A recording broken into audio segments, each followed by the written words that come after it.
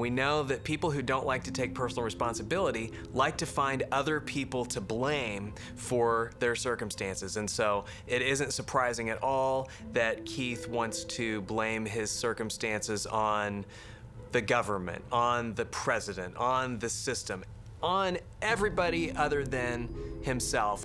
There's a term in psychology called escalation of commitment, where that person just doubles down and just keeps throwing good effort after bad because the prospect of turning back seems worse and harder and longer than just trying to power through.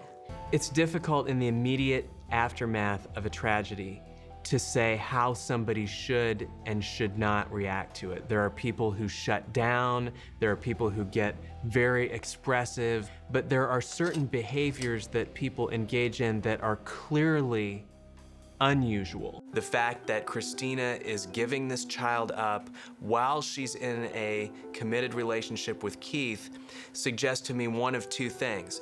Either her maternal instincts really are not that strong, which I don't think is true because she seems by all accounts to have been a pretty good mom to the first two kids. Or the second possibility, which I think is more likely, which is that Keith probably pressured her into it.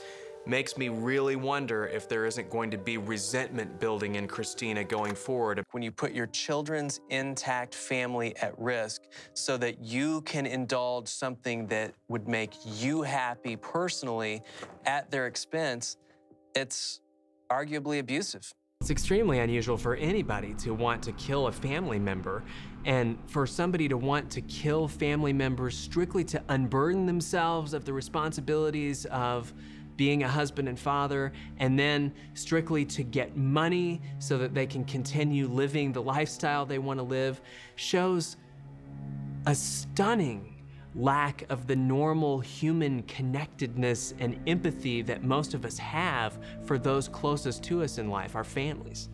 In this case, Keith seems to be sort of acquiescing to the idea that the marriage is over, sort of accepting it, and that is a marked change in his behavior. When I see a marked change in behavior, I'm suspicious. Is it genuine? If you've reached the point where you're thinking about trying to hold on to somebody through threats, it's probably a lost cause, and you ought to be thinking instead about how to safeguard your own rights and make the outcome be the best that it can be for you. The fact that he went on Facebook and announced to the world essentially what he had done and basically said he was proud of it suggests to me that it's much more likely that as the cops closed in on him, he was a guy who was not about to accept the consequences of his actions. He was not about to go in front of a judge and a jury and be convicted of it and have to sit in prison or go on death row and ultimately pay for it.